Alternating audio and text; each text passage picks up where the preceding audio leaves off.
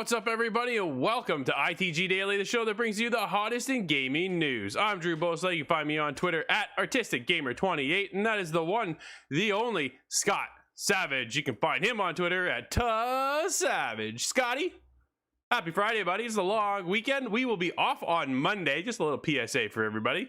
Look for us to come back again on Tuesday. Any plans for the weekend, Scott?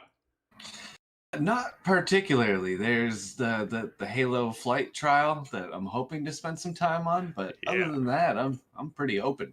Nice. I don't have too many things planned. Actually, my nephew's birthday is this weekend, so we're gonna go party it up for him. There you go. Cheers for him and happy birthday. He's just a little guy, so it'd be fun. I got a nice little gift for him, so we're all pretty excited for him to have that.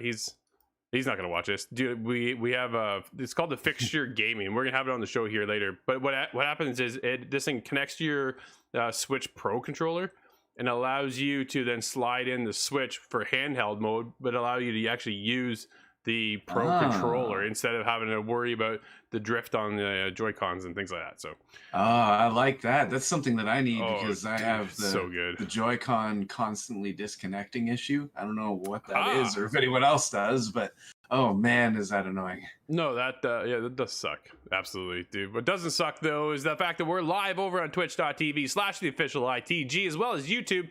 But if you can't join us live, you should hit us up later inside the game.ca, podcast services, and TV streaming networks around the globe. Scott, coming up on today's episode, PlayStation's big title of 2021 could be delayed. The Last of Us, Call of Duty, and God War devs team up and form a new studio, and PlayStation is looking to bring more games to the world of PC. Dude, you ready to get into this thing? Because let's get going with Horizon Forbidden West. Sony is reportedly leaning towards delaying PS5's flagship 2021 game, Horizon Forbidden West, to next year. Dude, we called this. Yeah, you specifically, I think, shouted this one out when we were watching that video. Do you think this is coming this year? Well, no, maybe not. Probably not, right? That's according to GamesBeat journalist Jeff Grubb, who said on his Giant Bomb show on Thursday that he'd heard via a source at Sony that they would likely push Guerrilla's next title to next year. Unfortunately, right? Sony previously warned that Horizon Forbidden West might not release during this calendar year as planned, stating that it wasn't prepared to compromise quality or the health of its developers to get the game out during a period when AAA game development has been pummeled by the pandemic. Asked if he had information on Sony's plans for the next State of Play Live, GamesBeat Grubb suggested on Thursday that the next showcase could take place in September to compensate for the potential delay of Horizon. Quote, I heard, not certain, but I've heard that something's coming in September, and I'm trying to debate if I want to be the one to say this. I think that game is going to be delayed to 2022. He added, I don't know for sure. I think it's still undecided, but I think it's leaning towards Horizon Forbidden West in 2022. I think they'll have a September State of Play to say, here are the other things we're going to have in the fall. Here's a bunch of exciting stuff. Don't worry. But he also thinks Horizon Forbidden West is going to get pushed. Dude, I am not surprised by this whatsoever. It is definitely fortunate for fans of the series, the franchise, whatever you want to call it at this point, right? Man, I love this game. So it's the fact that it's not going to be out this year would be pretty disappointing, but it's absolutely at this point understandable as well, right? Yeah, this isn't a long line of delays. That we've heard this kind of same issue echoed across studios. Yeah, and at the bottom of the at the end of the day, you want that game to come out properly. So if it's a delay, reduced launch, whatever they call it, it's generally that's the right idea. But we were looking at the video when they did release that in the previous State of Play, and you can tell the scope of the game is quite large. No, absolutely. Even the first Horizon was no small game, so I expect this to be extremely large as well, and that comes with a lot of time. Yeah, no, I think there's going to be a lot of work behind this thing yet. So the fact that they have to push it, absolutely understandable. It's unfortunate, but I'd rather have a good game, a solid game, and a great experience than have it come out all broken. So take their time, Guerrilla, and just get it to us when you can. Hopefully sooner than later, if that's possible. The release date, I think, Scott, is going to get pushed probably till, I'd say, February. Dude, if they can do late February, yeah, I want to say late February. I think February is a good time. I think it's a sweet time now for a lot of game developers to release their titles then. And hopefully we can work to getting that maybe by February. We'll see what happens. Yeah. There's not a huge amount of competitors in this specific space, so I'm hoping that they still get a warm reception despite missing out on holiday season. Yeah, that's the biggest effect right there, right? Is that they lose the holiday, and where everybody's coming in banking hard for the holiday season, and then PlayStation, not that I think they're hurting, we just touched on the fact that they sold 10 million PlayStations worldwide yesterday, but yeah. You know what I mean? Like that's still, they bank on those numbers to hit at certain times to help them boost to get ready for next gen games or next games or purchasing other developer studios and things like that. So we'll be getting into that here shortly as well. But yeah, it's unfortunate, but it's just the name of the game, and the pandemic has its tolls, right? It's kind of had its effect on everybody, and once again, we see it still trickling down the line, and where we're kind of at right now, unfortunately, with the game. It's just, it is what it is, Scott. There's nothing we can do about it. Just be patient. Yeah, everybody across the world has dealt with the same issue, and everybody seems to have to delay. It's more than acceptable now. Yeah, it's just, like you said, right? It's acceptable now because we see it all the time. The biggest problem is, well, here's a good thing. They never said, Scott, like they being PlayStation, never said, or Guerrilla said, we will get the game this year, right? They stated we're uncertain if we're going to get it this year, which I thought was a nice kind of approach. Instead of going, here it is, we're getting lined up for the end of November. Here it is, November 28th. Look for Horizon Forbidden West. And then all of a sudden we get delayed, right? So yeah, at least there's that side effect to it as well. But let's get into some new development going on with Call of Duty, Last of Us, and God of War devs set up a new AAA studio. Developers from the team behind The Last of Us, Call of Duty, Modern Warfare, and God of War, Destiny, and more have come together to form That's No Moon, a new studio working on a single-player, third-person action-adventure game and backed with $100 million investment. Woo. Oh man, that is no small feat there. That sounds like the A-Team coming together, and I like that name. That's No Moon. Nice Star Wars reference there. Dude, this is an ambitious project, they're calling it, and there's really no information on it. We're just kind of waiting. Who knows what's going to happen? But this is exciting times for these people. Sometimes you just kind of reach a point where you're like, okay, you know what? We just need to get out on our own and do our own thing, and that's what they're doing. So yeah, it's cool to see that people like to form up new studios, and we'll see what happens out of that. Scott, are you excited for what they can even accomplish here? Those are some pretty big games when we're talking about them. Yeah, definitely. The Call of Duty and of course the Gears of War is the shooter stuff that I'm into. That's definitely my favorite, I think, out of all game genres, really. But having The Last of Us and people from Bungie and Destiny, it sounds like there will also be a pretty good amount of storytelling happening. So I'm hoping for the best of both worlds here. No, absolutely, right? They said that they're going to focus on gameplay and story. And dude, it's third person. I'm a big third person player, so that's definitely my style. So we can see stuff like God of War, obviously, and Uncharted would be cool. Just man. But if they just started the studio, don't expect to see anything anytime soon. Yeah, that's true. We're taking note. It's no small feat to get a video game going in the best of times. Yeah, never mind during a pandemic, right? But yeah. Speaking of trying to get things going, Halo Infinite beta released a delay as Microsoft tackles server issues. Ongoing Halo Infinite server issues continue to impact the rollout, with 343 Industries community director Brian Jarrett stating released to expect push several hours behind schedule. So if you haven't got in yet for the beta, just hang tight. It is definitely coming. It's going to run till August 1st. Scott, did you get in yet? I did not get in, no. I was a little disappointed. I waited a long time yesterday before I kind of jumped online and saw the reaction going on Twitter and the developers themselves speaking on it. It's unfortunate, but it is maybe the big thing that was stressed was that this is a beta. They don't even like to call it that. They want to call it a flight test. Yeah. And it's not a full release. So they're really just trying to temper people's expectations. It's not the whole game coming out yet. That's still quite a while away.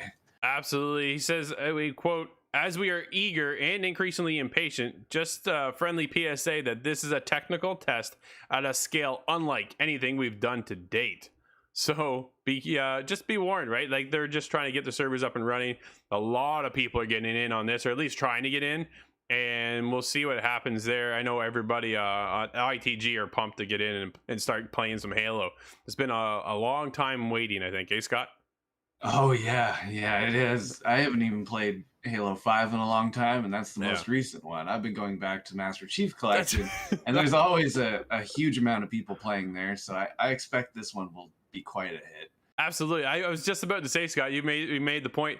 Dude, whenever we talk about Halo now, we always go back to Halo Master Chief Collection. That's where we jump into to play, even for the show itself. That's where we go back for our Let's Plays and things like that. It's, I don't remember last time I touched Halo besides it being Master Chief Collection. Yeah, that's kind of funny. That's a good point, Scott. Dude, let's get into what Sony's up to, as the Nexus acquisition will help bring more PlayStation games to PC. You gotta be pretty pumped about that, Scott. I like the sounds of that. I figured that much for sure. Sony has confirmed that its acquisition of NetherRealms-based studio Nexus Software will help the publisher port more PlayStation games to PC. Jim Ryan, president and CEO of Sony Interactive Entertainment, has confirmed in an interview with the Japanese magazine Futsuma that the publisher's acquisition of Nexus Software was geared towards getting more of the company's games released on PC. We, quote, "We are also happy with our effort to provide our IP to PCs. Although it is still in its infancy, we look forward to working with Nexus to help with that." So there's something to be excited for. People are kind of always clamoring to see if they can get Bloodborne over in the world PC. Scott, you played Days Gone on PC, Horizon Zero Dawn on PC. Man, that's not a bad deal. No, and in my opinion, they both ported very well to PC. It wasn't like it was really broken or janky or hard to control. It was actually really good. If they brought Uncharted to PC, Scott, would you play it? I think I would have to. I've spent too long comparing it to Tomb Raider, but I love Tomb Raider, so I'd have to play this one. It's okay. So now I'm kind of going back. I'm thinking about it now, right? At this point, to go back to the Nathan Drake collection is one thing, and then you get into Uncharted 4, which is the next evolution of Naughty Dog, right? And where they took the storytelling and such that I loved 4. And then Lost Legacy was the DLC that came afterwards with that, which was fantastic. Dude, I was hooked, and I'm tempted to go back just to play 4. But I don't want to go back to the Nathan Drake collection. Northern Nerdcast talks about Golden Abyss needs to be on PC. Dude, how would you wipe the screen, though, when you want to dust off all the little maps and stuff like that? Just move your cursor. Yeah, that's not... You had to use the actual touch screen in order to do that. That's pretty funny. I'm glad you brought that up, though. But yeah, I want to go back to 4, Scott, because Nathan Drake Collection, I don't think has kind of aged all that well moving forward. I think those were a game of its time, and then maybe they could kind of stay there. You know what I mean? Yeah, well, some things shouldn't be pushed. If it's not, that's fair. If it's not a good fit, then don't make it fit. Uncharted 4 would be an interesting entry point for me because I think it's advanced enough that it's not going to feel too dated. And everybody I talk to, even when I do compare it to Tomb Raider, they say that's incredibly reductive. It's not like Tomb Raider. It's a way better. It's like watching a movie for hours and hours. And knowing that, I would definitely be excited to jump into that. I was pleasantly surprised at how long Uncharted 4 was. Like I remember playing, going, man, I'm still playing this game and it's not done. Which I loved it. I personally loved it. I'm a huge fan of Uncharted. And now we've also heard rumors too that Days Gone developer Ben Studios is working with Naughty Dog to help develop the next Uncharted or whatever that might be, or remastered or something along that line as well, right? So there's lots to kind of speculate now with Uncharted and the possibility of it absolutely coming to PC. It could be an opportunity for PlayStation to push their brand now, which is funny because you saw over the past few years Xbox obviously bringing their titles to PC and PlayStation going, we're going to keep ours to ourselves over here in the world of PlayStation. And now they're starting to branch out and go, maybe we should be on PC. Now I'm wondering, the only thing that I'm wondering after all the news surrounding this is how long until Nintendo games start coming to PC? Oh, can you imagine? Will they ever? They're going to be the holdout for sure. But dude, how long? Super Mario? No, I could not see Mario bouncing around my PC screen. 4K million polygon Zelda? I might take that. Yeah, dude, can you imagine Breath of the Wild on PC? They'd be able to run it a lot smoother than a Switch would. Absolutely, that's for sure. Dude, let's get into some weird info. Oculus Quest will work with Steam Deck for VR on the go. What? Oculus Quest is on the go. Why would you bring that to Steam Deck? But I guess that there is the VR side over on Steam that allows you to tap in and do other games as well that aren't exclusive to Oculus, or you can't get on Oculus, right? Valve CEO Gabe Newell has confirmed that the Steam Deck will be compatible with external gaming devices and software, meaning it will work with systems like Oculus Quest. That's weird, but is it really that powerful, Scott, that you can bring that over to the Quest too? Now you gotta tap in with a link of some sort, right? Like you have your cable link. For those who don't know, I guess, let me back up a little bit here. The Oculus Quest and the Oculus Quest 2 are complete wireless. I don't need to use any connections whatsoever. I actually kind of bounce all over my house with the Quest 2, and that's the highlight of the unit, is that the fact that it's completely wireless. You're not tethered to anything. But if for me to get into, say, capturing some of our footage off the Oculus Quest or getting into Steam VR, I then need to use the cable link, which is a USB, which plugs into the headset and then tethers into the PC. So if you're going to do that with the Steam Deck, Scott, now you have to be tethered into your Steam Deck as well. Like, really? You got to have a backpack on or a large hoodie with the thing in your pocket. It's interesting to me, but I also wonder how long until I see somebody doing this. Is that going to be people out in the wild? Just VR is that accessible now? And man, that's cool to me. But the highlight about Steam Deck is that you actually download the games, right? It's not streamed. You actually download the game. So you could take any Steam VR game on the go, tether it to your Oculus Quest, and play that wherever you want to go as well. If it's a Steam VR, like I guess like Half-Life Alyx, for example, right? You would need the Steam library in order to access that game. You can't put that on your Oculus. That's not how that works. So yeah. Oh, Spinny McG joins us and says the portable Virtual Boy. Absolutely, man. Yeah, that's funny. I'm waiting for Virtual Boy 2 to come out. Scott, I want you to take the next one. Have you seen this thing at all? No, I don't believe I have. Why don't you take it away? Because this is a weird title, man. This is from Skin Deep. They have a weird FPS experience where cats are in charge. Oh, man. This sounds a little strange, but I like it already.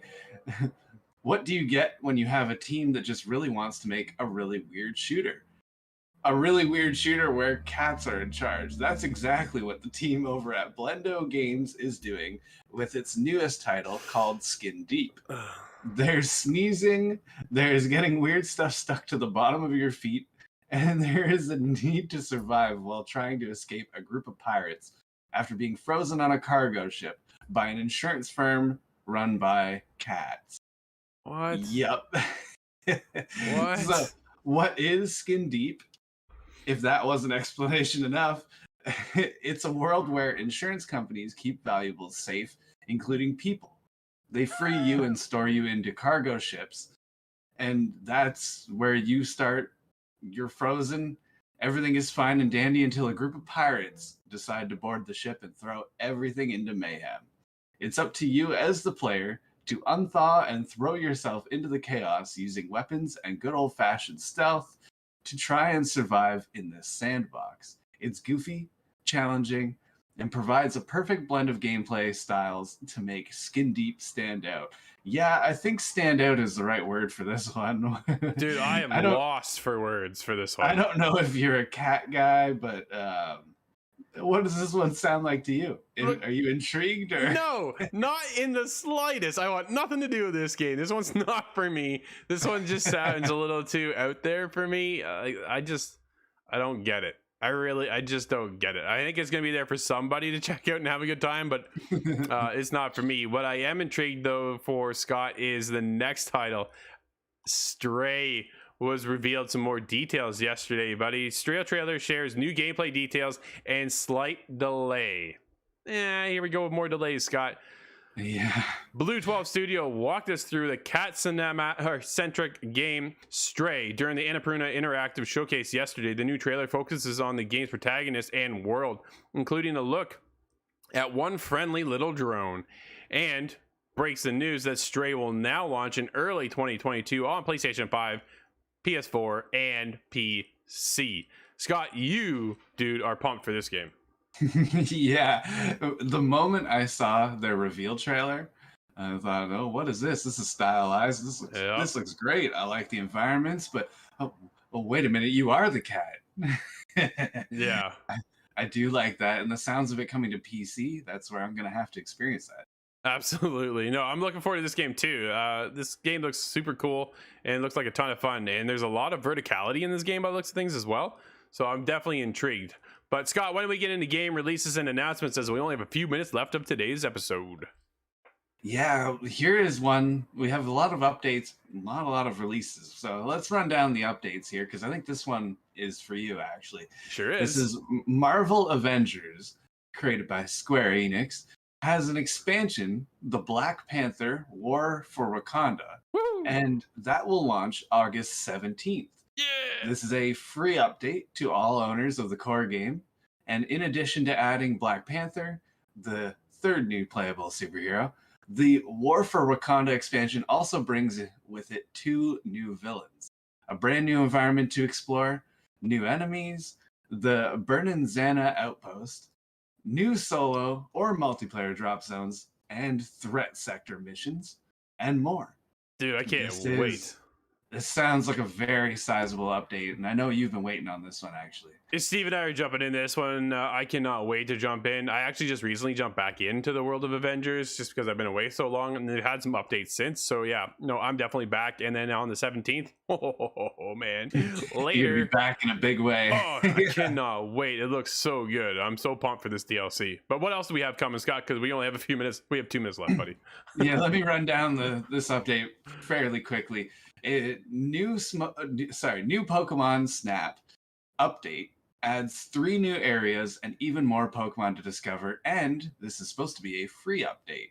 So Nice. I think adding new Pokemon, everybody understands what that means. This is supposed to arrive August 3rd, and the 3 new areas that it's bringing is Secret Side Path, where you actually shrink and explore the location with giant Pokemon around. A second location is the Misty Wide River. So that'll have a lot of Pokemon stuff, or water Pokemon, that is what I meant to say. And then the Barren Badlands. And this is unique because it has danger that you have to avoid as you navigate through it. It's full of poisonous swamps and gushing geysers. I believe that means lava geysers, but we'll have to see. Nice. And lastly, for updates, Outer Wilds DLC is revealed with the new Echoes of the Eye trailer. That sounds cool because Outer Wilds is a few years old now, several years, I want to say. Yeah. So to see them coming out with more updates, more DLC, I think that's pretty cool. They're holding support for it. But that's all the updates that we know about releasing new DLCs and such. We have 2 full releases today, and that is Alone with You on the Switch and No Longer Home on the PC. That's awesome. Dude, that's going to wrap up today's show. Everybody, thank you for hanging out with us. Don't forget, you can join us live over on twitch.tv/theofficialITG, as well as YouTube. If you can't join us live, hit us up later, InsideTheGame.ca, podcast services and TV streaming networks around the globe. I'm Drew, that's Scott, and we'll see you next week inside the game.